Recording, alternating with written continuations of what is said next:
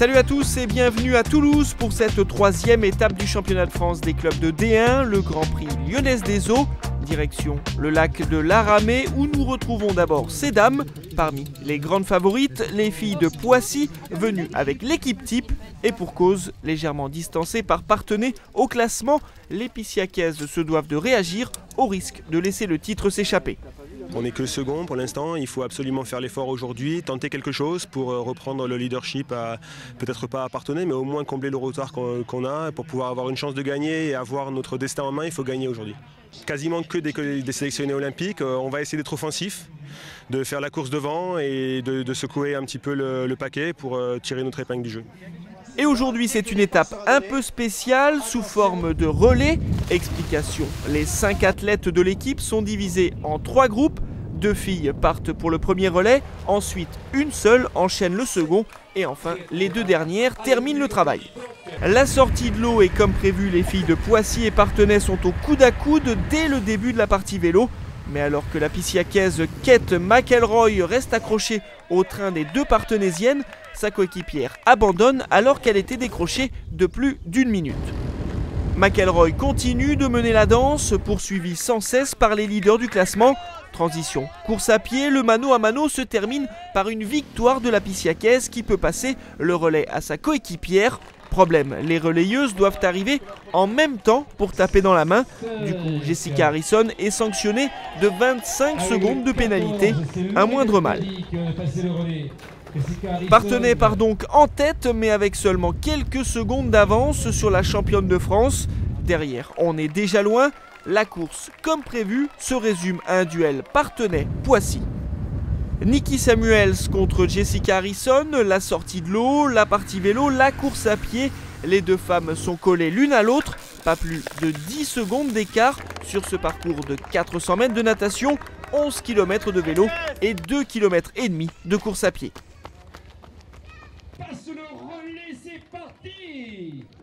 Et c'est finalement Harrison qui va passer le relais en tête à ses 2 dernières coéquipières. Sur ces images, on voit l'écart infime entre les 2 équipes. Les Parthenaysiennes jouent gros.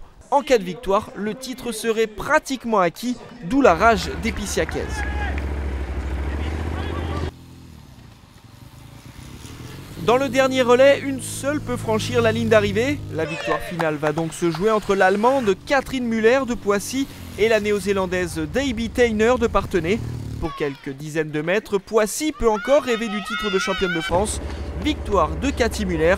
Poissy revient à 4 points de Parthenay. Le titre se jouera à Paris puis à Nice lors des 2 dernières étapes. L'effort est important. Je peux vous dire que ça a été un effort. Oui, alors c'est vrai qu'il y a des combinaisons qui sont dans notre...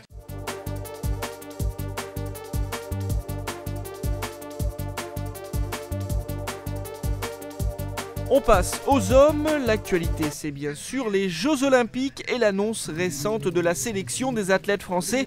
Pour Vincent Louis, ça passe. Il accompagnera Davidos, ici à l'image, à Londres, d'ici quelques semaines.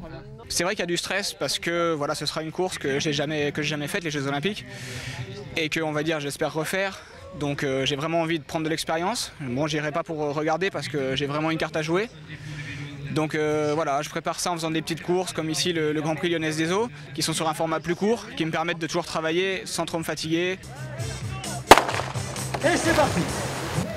Le lac de l'Aramée, une eau à 24 degrés. En cette fin d'après-midi, la chaleur s'est installée sur la ville rose. Temps estival, un public venu en nombre et toujours les 400 mètres de natation et ces fameux relais. En tête, on va vite retrouver les favoris, Saint-Jean-de-Mont, les Sables-Vendée Triathlon et un peu en retrait les petits hommes verts de Sartrouville. Privés des frères Brownlee, seul Gomez est venu renforcer l'équipe. Le titre sera difficile à conserver, même si les protégés de Denis Véron n'ont pas dit leur dernier mot. Sur le premier relais, dans la partie course à pied, les 2 athlètes de Saint-Jean-de-Mont passent le relais en premier. Suivent les Sables-Vendée avec Anthony Pujade, le relayeur solo qui va littéralement survoler les débats.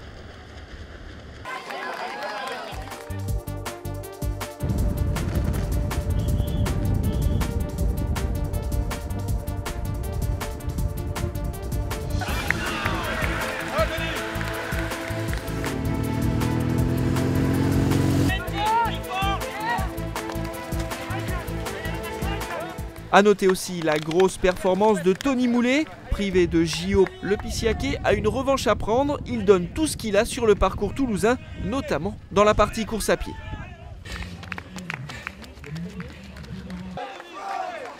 Dernier relais, les Sables Vendée partent en tête à bloc. Poissy et Sartrouville sont juste derrière.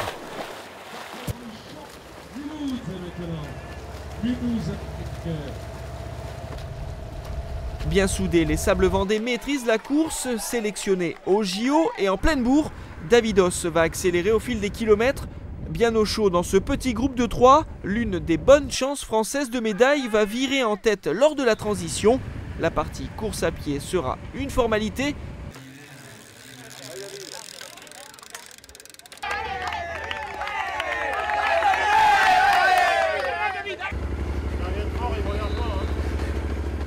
La performance de Pierre Lecor et Davidos permet au club vendéen d'être en tête après les 3 premières étapes.